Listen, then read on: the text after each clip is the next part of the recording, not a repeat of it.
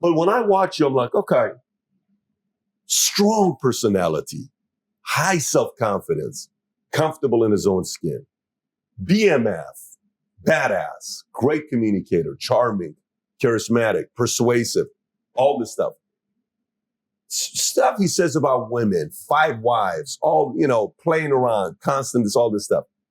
But I feel a strong level of conviction in traditional values, in conservative values. And then I'm listening to you, I'm like, okay, so I grew up with certain men that have influence over me. Hey, why do you interview all these mobsters? I grew up watching Godfather 2 and Goodfellas and, all the, and there's certain things amongst them that I really respect. Forget about the stuff about, the murder, the killing, set that aside. But certain code they had that they worked together with, it kept things safe. So this is why we like watching Casino. We like watching Godfather. We like watching this. You ask any Fortune 500 CEO, half of them are going to say, what's the movie that influenced you the most? Godfather 2. Godfather 2. Godfather 2. As much as we're like, well, not in real life, but and it will be fine, but not in real life. Yeah. But where is the conservative, strong values that you have? Again, this to the average person watching, say, what the hell are you talking about? This is the same guy that talks about women shouldn't drive, women not this, women not this. I feel like it's there. I feel like sometimes you don't fully bring it out. I feel like it's almost like, the saying, I worked with a leader for many years who the saying was, never show hurt. We never show hurt. You never show hurt. You never show hurt. Never show hurt. You never show hurt. And you're like, never show hurt. I'm never freaking showing hurt. Hell no, I'm not showing hurt because I'm not going to let you have one in over me to vulnerable and then you use that to get something out of me. I'm not freaking doing that to you. Never show hurt. Never show hurt. And then the other side is, but if people are going to really know who you are, you got to show a little bit of vulnerability for people to know who you are. For you, values, principles, deep down inside, traditional. Is it real or is it just a pure, confusion I have here with my, understanding of you? No, it's absolutely and utterly real. And I think that it is based in the natural. I think it's a natural tendency to be conservatively minded if you are masculine and also if you are competent. I feel like a lot of my traditional masculine values just come from my respect in myself and my confidence in myself in dangerous situations. If I'm recently, I was in the Romanian mountains. It started to snow heavily. There was a blizzard. I was with a girl. It was her car. She goes, oh, we have to drive home. I said, I'm going to drive. She goes, my car. I said, yeah, but I'm going to drive. She goes, why? Because this is a blizzard. She's like, well, okay. It's not me being misogynistic. It's just, I know I can drive in a blizzard. I just trust me. I just trust myself.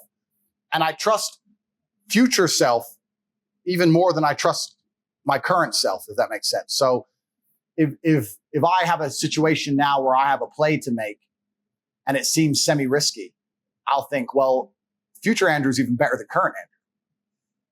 So future Andrew, 4 years from now, he'll fix it. Let's say it goes wrong. Future Andrew's got it. If current Andrew can pull X off, future Andrew can pull Y off. So we're going to take the riskier option with a bigger reward, for example. Obviously, you don't have to be stupid, but I think that when you have true belief in yourself and you have true competence, you're going to naturally inclinate towards being a protector and a provider and have these conservative values. It's really interesting that the closer a society is to the survival line, the closer people naturally bend to their gender roles anyway. So let's say we take America, right, where you have feminists and hard liberals and all this garbage. If they were all marooned on a desert island, let's say there's a shipwreck, they got marooned on a desert island, one of two things would happen. They'd stick with their Western world garbage and perish, or they would all quickly align to the natural baselines of humanity, the gender roles. The men would build and hunt, the women would gather and look after the sick, and then they'd survive. The closer you are to survival, the more important you are. The more important it is that you align to your gender role, because if you don't have a chance of survival. So in countries where it's harder to survive, they're more traditionalistic. It's only in very, very privileged societies can we pretend that you do not need a man who can protect himself and others. So that's a very privileged society, right? So I think when you have a hard life and you've lived a life on edge, you're naturally going to be inclining towards those things, towards reality and towards conservative values and towards traditionalism, because that gives you the highest chance of survival. I have a highest chance of survival if I focus on doing X and I am this type of person and the woman next to me is this type of person. And that gives us the best chance. And that makes me a traditionally masculine male and her a traditionally feminine female, especially if you're living a difficult life. Does that make sense?